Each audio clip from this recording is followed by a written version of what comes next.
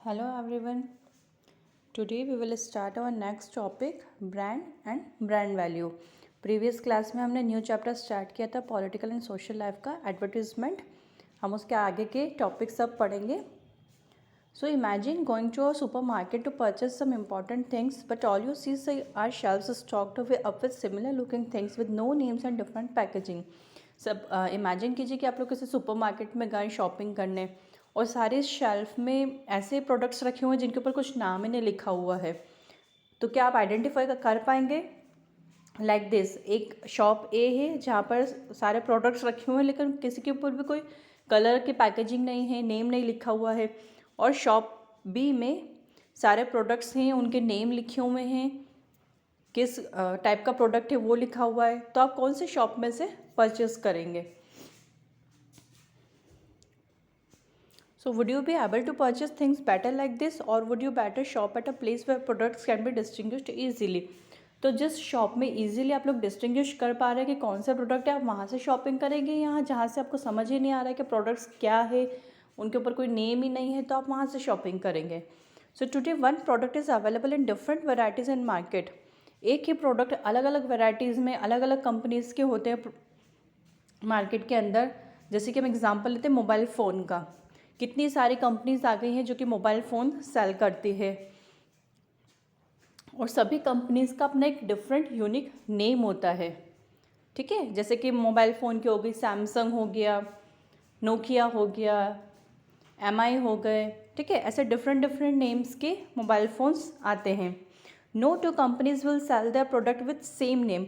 कोई भी two companies same product same name से नहीं सेल करती, सभी के अपने अपने डिफरेंट नेम होते हैं. Along with the name a company also has a special and unique symbol which becomes it's identity and can not be use by any other company. ठीक है, नेम के साथ साथ कंपनी एक स्पेशल और unique symbol भी रखती है अपने प्रोडक्ट का, जो कि उसकी आइडेंटिटी बन जाती है और उसको कोई और कंपनी नहीं यूज़ कर सकती है. उसे हम कहते हैं लोगो. में से एक यूनिक सिंबल होता है. कोई सा भी आप जैसे आप प्रोडक्ट लेते हैं तो कोई पिक्चर बना हुआ होता है उस प्रोडक्ट के ऊपर, तो वो उनका एक यूनिक नेम सिंबल होता है जिसे हम कहते हैं logo. This creates a different unique identity of the product that distinguishes it with other companies product. Logo की वजह से क्या होता है कि वो जो डिफरेंट और यूनिक आइडेंटिटी बन जाती है उस प्रोडक्ट की, जिसकी वजह से हम दूसरी कंपनी से उसको डिस्टिंग्विश कर पाते हैं. This unique name and logo form it's brand. तो जो यूनिक नेम और लोगो होता है उससे उस प्रोडक्ट का, उस कंपनी का ब्रांड बन जाता है. और brand is neither created nor sustained very easily. उस ब्रांड को कोई और कॉपी नहीं कर सकता है या उसे बना नहीं सकता है. Its success is often seen in the value it has in its consumers mind. उस प्रोडक्ट के सक्सेस की वजह से जो कंज्यूमर होते हैं, मीन्स जो लोग प्रोडक्ट खरीद रहे हैं, उनके माइंड में एक वैल्यू बन जाती है. The value of a brand in its consumers mind is called its brand value. जो कंज्यूमर के माइंड में जिस प्रोडक्ट को लेकर वैल्यू बन जाती है उस वैल्यू को हम कहते हैं ब्रांड वैल्यू.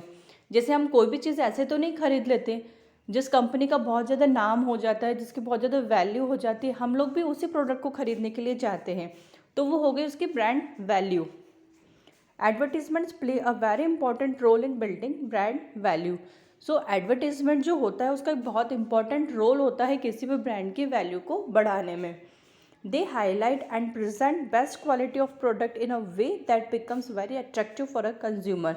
जो एडवर्टीजमेंट होते हैं वो इतनी अच्छे से हाईलाइट करते हैं उस प्रोडक्ट की क्वालिटी को कि वो कंज्यूमर को बहुत ज़्यादा अट्रैक्टिव लगता है. Let us see how Bajaj build its brand value. हम देखते हैं जो बजाज कंपनी है उन लोगों ने कैसे अपनी ब्रांड वैल्यू बनाई. 40 years back, the two-wheeler Bajaj Chetak of Bajaj Auto Company ruled the market as there was no competition. Scooter आता था, ठीक है, बजाज स्कूटर आते थे पहले, तो उस समय 40 साल पहले की बात है ये, उस समय मार्केट में कोई और कंपनी थी ही नहीं.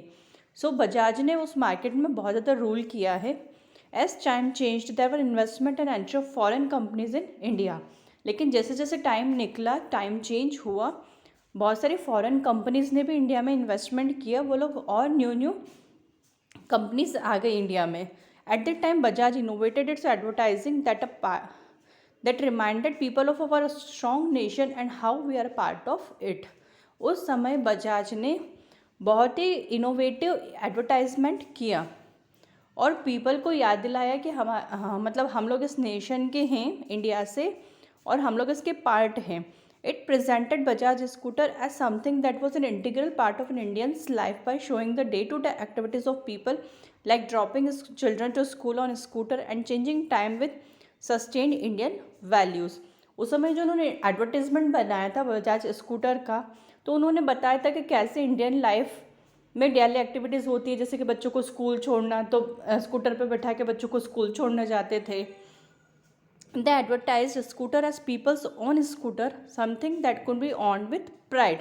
उन्होंने एज एडवर्टीजमेंट बनाया कि जो ये स्कूटर है, बजाज स्कूटर, ये मतलब लोगों का खुद का स्कूटर है, उनके डेली लाइफ से बहुत ज़्यादा कनेक्टेड था. For this they used a tagline that is still considered to be one of the most successful one in our country.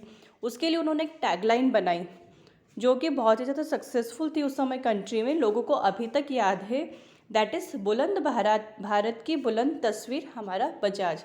ये उनका टैगलाइन थी. अभी भी हम लोग देखते हैं सारे प्रोडक्ट्स के नीचे कुछ ना कुछ टैगलाइन लिखी रहती है. जैसे कि सर्फ एक्सेल का एडवर्टीजमेंट आता है तो उसमें बताते कि दाग अच्छे हैं, है ना. इस टाइप से कुछ ना कुछ टैगलाइन सभी के नीचे लिखी हुई होती है. द टैगलाइन हमारा Bajaj became an integral part of common man's life as they could relate to it very well. So ये जो टैगलाइन थी हमारा बजाज की, एक इंटीग्रल पार्ट था कॉमन मैन की लाइफ का, जो कि उससे रिलेटेड था. Even after more than 40 year of its launch, tagline and scooters are still remembered by all and that is the brand value it created for it's product and it's name. 40 साल बाद भी अभी तक लोगों को scooter के बारे में याद है, उसकी टैगलाइन याद है. तो ये वो हमारा बजाज का जो है एक ब्रांड वैल्यू बनी हुई है कंज्यूमर्स के माइंड में. Now creation of advertisement. Creation of advertisement is equally creative and challenging. जो एडवर्टीजमेंट क्रिएट किए जाते, बनाए जाते, वो क्रिएटिव भी होना चाहिए और चैलेंजिंग भी होते हैं, क्योंकि बहुत सारे प्रोडक्ट होते हैं मार्केट में, बहुत सारी कंपनीज होती है सेम प्रोडक्ट की मार्केट में. There are many things that must be kept in mind while creating an advertisement.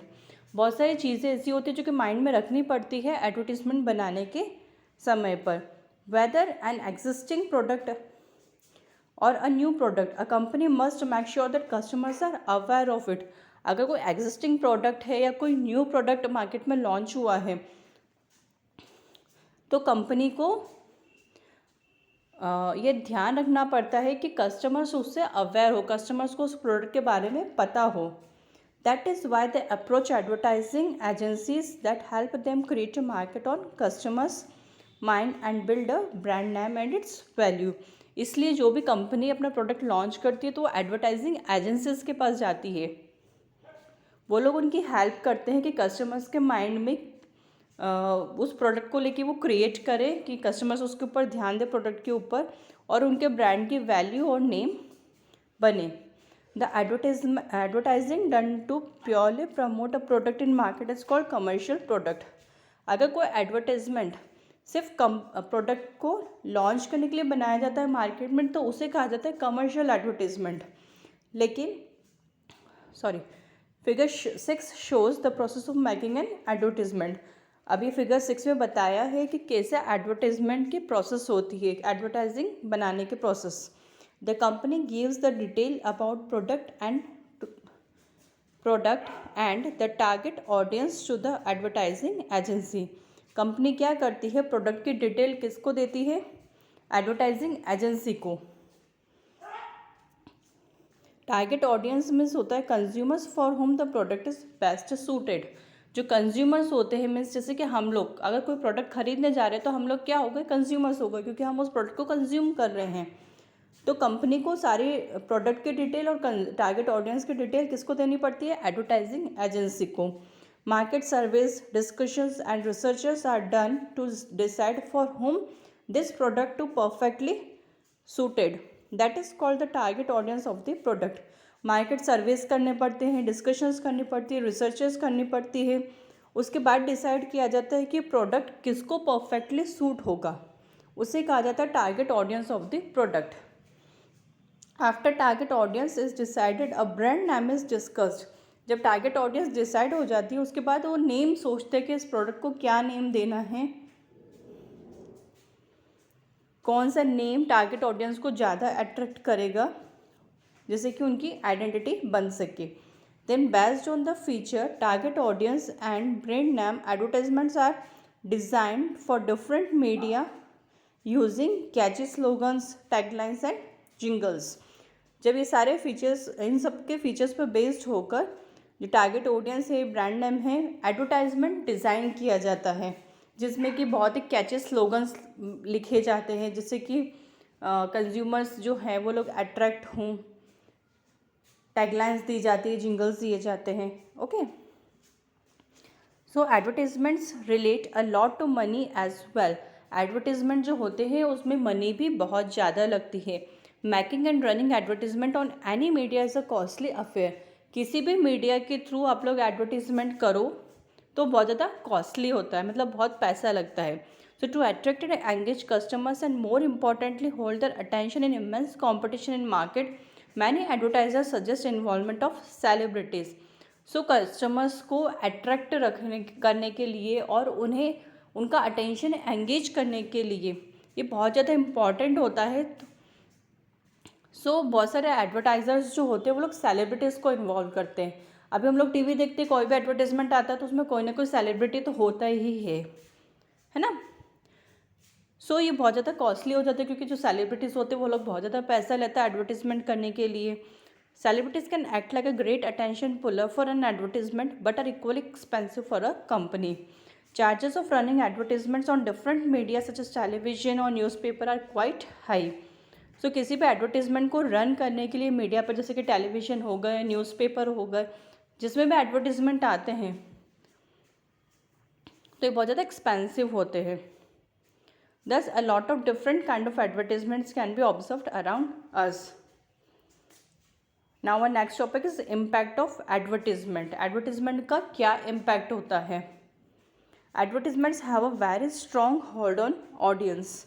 They are created in a way to attract and hold attention of viewers and generate a need for the product.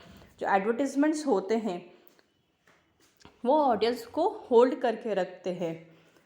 वो इस तरह से create किए जाते हैं कि बहुत ज़्यादा अट्रैक्टिव दिखते हैं और वो उनसे व्यूअर्स में अटेंशन बना रहता है। A democratic country like ours provides us with freedom to express ourselves through any medium. हमारी कंट्री जो डेमोक्रेटिक कंट्री है तो सभी को फ्रीडम दी गई है कि वो अपने आप को फ्रीली एक्सप्रेस कर सकते हैं चाहे कोई सा भी मीडियम हो। So advertisements have been a great source of spreading awareness for commercial as well as social purposes. So advertisement एक बहुत अच्छा सोर्स है जिससे कि लोगों के बीच में अवेयरनेस स्प्रेड कर सके। कमर्शियल भी हो सकती है वो, और आजकल बहुत सारे जो है वो सोशल इश्यूज़ भी लेकर आते हैं। On one hand, advertising has a negative impact on our society, but on the other hand, it has also been a source of bringing changes in our society. Advertisement के negative impact तो हैं लेकिन दूसरी तरफ ऐसा भी है कि बहुत अच्छी सोसाइटी में चेंजेस भी लेके आते हैं। In changing time advertising has also seen to be taking a social perspective rather than just a commercial one. जैसे टाइम चेंज हो रहा है, एडवर्टीज़मेंट के थ्रू सोसाइटी में चेंजेस भी लेके आ रहे हैं वो लोग, सिर्फ उनका पर्पस कमर्शियल ही नहीं रह गया है। Today many top brands are tackling up different social issues and connecting them to their product. अभी बहुत सारे जैसे टॉप ब्रांड्स हैं वो लोग डिफरेंट सोशल इश्यूज़ लेके आ रहे हैं और उन्हें अपने प्रोडक्ट से कनेक्ट कर रहे हैं। जैसे कि टाटा जागो रे कैंपेन, टाटा टी का अगर आप लोगों ने एडवर्टीजमेंट देखा हो, इलेक्शंस के टाइम पे आया था। A social advertisement was shown where importance of voting during election was highlighted. वो लोग सोशल इशू लेके आए थे, किसका, उन लोगों ने वोटिंग की इम्पोर्टेंस बताई लोगों को कि मतलब उनका ऐसा एडवर्टीजमेंट था कि टाटा टी पियो आप लोग और वोट देने जाओ। The advertisement not only highlighted how youth sometimes ignores the importance of voting, but it also provided people with information about their website where they could go and register themselves to become eligible for voting in the country. So उन लोगों ने से जो youth means जो जवान लोग हैं बहुत बार क्या करते वो लोग वोटिंग को इग्नोर कर देते कि अरे कौन जाएगा वोट देने। तो उन लोगों ने वो बताई वोटिंग की इम्पोर्टेंस लोगों में क्रिएट किया कि नहीं आप लोग को वोट देने जाना चाहिए, बहुत ज़्यादा ज़रूरी है। उन लोगों ने अपनी वेबसाइट के थ्रू भी रजिस्टर करवाया था वोटिंग के लिए। सो उन्होंने ये एक सोशल इशू वो लोग लेके आए थे ताकि वो अपने प्रोडक्ट को भी सेल कर सके। Many brands have taken the liberty to address many social issues, stereotypes and even current affairs through their advertisement. बहुत सारे ब्रांड्स ऐसे सोशल इश्यूज लेकर आते हैं, स्टीरियोटाइप्स लेके आते हैं। स्टीरियोटाइप्स में जो रूढ़िवादी सोच बनी हुई है लोगों की पुराने ज़माने की, नहीं कि ये काम वही करेंगे, ये काम औरतों का है तो औरतें ही करेंगी, ये काम मैन का है तो मैन ही करेगा, इस टाइप की जो सोच होती है उसको हम कहते हैं स्टीरियोटाइप्स। और बहुत सारे करंट अफेयर्स भी वो लोग हाईलाइट करते हैं एडवर्टीजमेंट के through. For example one of the leading jewellery brand showed a single mother getting married breaking the taboo of remarriages for women in our country. एक ज्वेलरी का advertisement आया था जिसमें उन लोगों ने इशू बताया था कि जो सिंगल मदर होती है उसकी री मैरिज करना, जो कि हमारी सोसाइटी में पहले ऐसा नहीं होता था कि कोई भी अगर सिंगल रह गया तो उसकी फिर से दोबारा शादी नहीं की जाती थी। लेकिन उन लोगों ने एडवर्टीजमेंट के थ्रू बताया कि नहीं री मैरिजेस कर सकते हैं। Airtel release an advertisement where a wife was shown to be the boss of her husband to break the stereotype that man are bread earners of the family. एक Airtel का advertisement आया था जिसमें उन्होंने बताया कि जो विमेन है वो बॉस है घर की, जो कि एक स्टीरियोटाइप बना हुआ है कि नहीं विमेन काम नहीं कर सकती है, वो घर की बॉस नहीं होती है, जो मैन होते हैं वही ब्रेड अर्नर्स होते हैं फैमिली के। तो इस स्टीरियोटाइप को ब्रेक करने की उन लोगों ने ऐसा एडवर्टीजमेंट बनाया था। It supports and help to set the new trends and cultures as girls and women have been a target of fairness creams. एक जो फेयरनेस क्रीम का एडवर्टीजमेंट आता है जो कि मैन के लिए बनाया गया है, जैसे कि वो फेयर एंड लवली का आता है ना। तो क्या रहता है हम लोग अगर फेयरनेस को देखें तो हम लोग के माइंड में जो है वो वुमेन ही आती है कि क्रीम तो लड़कियां ही लगाती होगी, है ना। तो फेयरनेस क्रीम का एडवर्टीजमेंट आता है जो कि उन्होंने बहुत ही उसको अट्रैक्टिव जनरेट किया है कि नहीं फेयरनेस क्रीम मैन के लिए भी बनती है। Advertising has also served as a positive tool for change specially in a democratic country like India. So advertisement के थ्रू बहुत सारे पॉजिटिव चेंजेस भी आए हैं सोसाइटी में। Another jewelry brand showed the welcoming of a new bride as a daughter in family, not as a daughter in law. एक और jewellery का ऐड आता है जिसमें कि एक न्यू ब्राइड को वेलकम करते घर में एज अ डॉटर, उसको एक बहू के तौर पर नहीं लेके आते, घर में बेटी का जैसे लेके आते हैं। सर्फ एक्सेल ने ऐड बनाया जिसमें कि उनके टैगलाइन है दाग अच्छे हैं, जो कि हाईलाइट करते हैं कि हमें एक दूसरे की हेल्प करनी चाहिए। Amul has been a brand that has taken the liberty to make witty and apt advertisements on the current affairs of India and the world. Amul जो ब्रांड है वो लोग ऐसे एडवर्टीजमेंट्स लेके आते हैं जो कि किसी न किसी करंट अफेयर पर बने हुए होते हैं। All good things come with some disadvantages as well. अब जितनी भी अच्छी चीज़ें आती हैं तो उनके साथ कुछ ना कुछ डिसएडवांटेज भी होता है। अब एडवर्टीजमेंट का क्या डिसएडवांटेज है ये तो हमने सारे उसके पॉजिटिव इम्पैक्ट देखे कि वो बहुत अच्छे सोशल इश्यूज़ के ऊपर सोसाइटी में चेंजेस लेकर आए हैं। लेकिन कुछ डिसएडवांटेजेस भी हैं, जैसे कि बहुत ज़्यादा एक्सपेंसिव होता है एडवर्टीज़मेंट। तो उससे क्या होता है जितने भी बिग बिजनेसमैन हैं जिनकी ब्रांड वैल्यू बहुत ज़्यादा है, जिनके पास बहुत पैसा है, तो वो लोग बहुत अच्छे अच्छे एडवर्टीज़मेंट बना के उनके प्रोडक्ट सेल कर देते हैं। लेकिन जो कंपनीज अफोर्ड नहीं कर सकती हैं, जिनके पास बहुत ज़्यादा पैसा नहीं होता है, तो उनके प्रोडक्ट्स हाईलाइट ही नहीं होते मार्केट में, तो वो लोग और अच्छे से बिजनेस उनका रन नहीं कर पाते हैं। So bigger businessman flourish and the rest are left behind. Advertising supports and glorifies the brand, people build a brand value around it. अब एडवर्टाइजमेंट क्या करता है, एक ब्रांड को ग्लोरीफाई कर देता है और लोगों के माइंड में उस ब्रांड की एक वैल्यू बन जाती है। A brand that invests a hefty amount is in advertising sell its products on a higher price as compared to its competitors who do not go for advertising.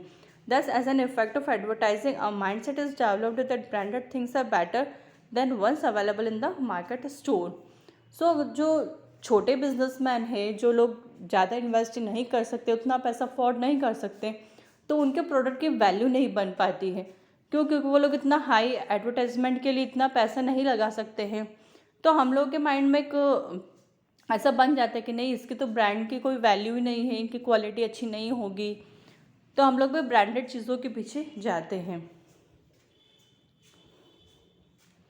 The people who can not afford too many advertisements with similar claims often confuse the buyer.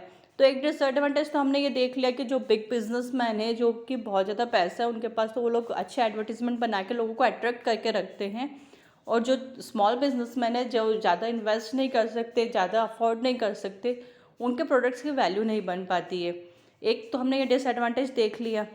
दूसरा disadvantage ये हो गया कि बहुत सारे advertisement होते हैं, तो वो बायर को कंफ्यूज कर देते हैं कि इतने सारे प्रोडक्ट्स, इतने सारी कंपनीज सेम प्रोडक्ट लेकर आ रही है, तो कंज्यूमर भी कंफ्यूज हो जाता है कि हम कौन सा प्रोडक्ट खरीदें। Some advertisements mislead the customer. Effective advertisements even led to the sale of inferior products. अब कुछ एडवर्टीजमेंट्स ऐसे होते हैं कि अगर कम प्रोडक्ट चाहे अच्छा ना हो, लेकिन उसको इतने अच्छे से वो क्रिएटिव करके बताते हैं कि लोग उसको वैसे ही खरीद लेते हैं। With the developed technology in India, competition has risen and trends have changed. So अभी जो टेक्नोलॉजी की बहुत ज़्यादा टेक्नोलॉजी डेवलप हो गई मीडिया की भी, सो कंपटीशन भी बढ़ गया है, ट्रेंड्स चेंज हो रहे हैं। सो एडवर्टीजमेंट का इम्पोर्टेंस तो सेम ही है, लेकिन एडवर्टाइजर्स जो हैं उन्हें अंडरस्टैंड, उनके पॉइंट ऑफ व्यू को अंडरस्टैंड करने के लिए और ज़्यादा उन्हें सोचना पड़ता है। Advertisements are a great tool that can shape as well as disfigure a society in democratic country. So advertisement एक ऐसा टूल है जिसके थ्रू आप सोसाइटी को शेप भी कर रहे हो और उसे मिसलीड भी कर रहे हो। Advertising being a part of media must also exercise responsibility towards society and use this medium not to create a divide between the richer and the poor section of the society, but as a powerful tool to get across a powerful message that could bring a change. So advertisement के through उनकी जो responsibility होती है क्या बनती है कि वो सोसाइटी को शेप करें, ना कि उन्हें डिवाइड करें रिच और पुअर के बीच में। Sometimes advertisements and media fail in the responsibilities to be fair and truthful. बहुत बार ऐसा होता है कि एडवर्टाइजमेंट जो हैं, जो मीडिया हैं, वो लोग फेल हो जाते हैं अपनी रिस्पॉन्सिबिलिटी में कि वो फेयर और ट्रूथफुल नहीं रहते हैं।